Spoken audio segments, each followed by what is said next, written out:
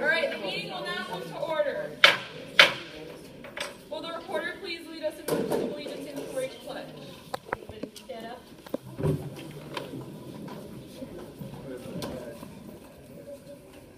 I pledge allegiance to the flag of the United States of America and to the republic for which it stands, one nation, under God, indivisible, with liberty and justice for all.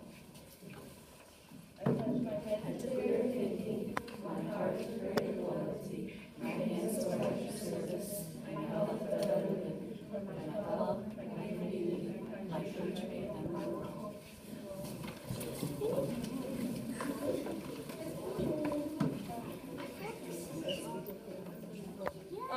We're gonna go over like this kind of agenda for tonight, and first we want to go over the hatch dates. We would like those to be in as soon as possible, preferably before fair.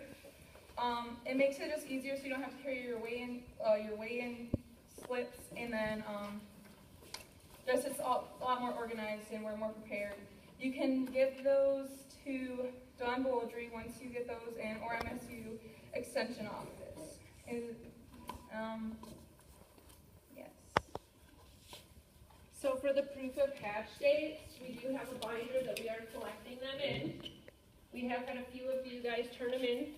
I am going to suggest that we require the proof of hatch dates to be in by July 30th, 2015 at 4:30 p.m. And the reason I want to require that is because some people have already turned in their proof of hatch dates and it actually didn't have a hatch date on it.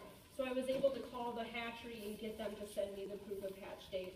So by having it due the end of July, I have a week before fair to call and follow up if someone's hatch date isn't, say, specifically when it was hatched. So I don't know if anyone has any discussion, and we will talk about poultry a little bit later too. We would need a motion to have this set in stone. I motion to require the proof of hatch date to be moved to July 30th at 4:30 p.m. Okay, it's been moved by Ness and Eagling to have the proof of hatch date due by July 30th at 4:30 p.m. Is there any seconds? All right, seconded by Stephanie Domke. Is there any discussion? Okay, the motion passes. So moving on to the rest of the agenda today, I guess. We would just, like, today's meeting is livestock identification. This is more small animal. So, like, there will be, like, it's kind of like last meeting once we were here, if you were here, it was 3 groups that were divided into, and each group will be at these stations for about 18 minutes. The stations are rabbits, which will be led by Mrs. Borky, poultry, which is by Mr. Kowalski, and then we have a buyer, which is Nancy Monti, and you will just have to have one of these green cards, and once you go around and get everything done, like the showmanship, talking with the judge, and the identification, you'll get a stamp and get to move on, and once you have all 3 stamps, you can leave, and I believe that's it. Right?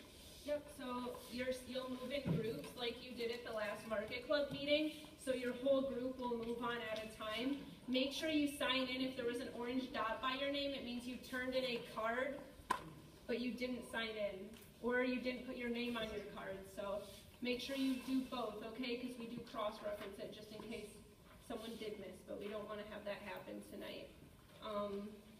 And then there is one more reminder about the upcoming meetings. There is another one on July 14th and another on the 25th of August. And that one is optional. So just quick too, if you livestock ID was due for large animals on June 1st. If you have a question about whether or not I received it, I have a list here of everyone I received it from. So come see me. I did try to email everybody back and let them know if I received it. And then quick too, I'll just give a brief poultry update. As of right now, we are planning on showing and marketing poultry at the fair. You will not be able to bring poultry physically to the fair, but we'll explain more at our poultry station on what's going on with that. and how that'll happen this year. So we don't know for sure how it's gonna look at fair, but we are fairly confident and we should be showing and marketing, so.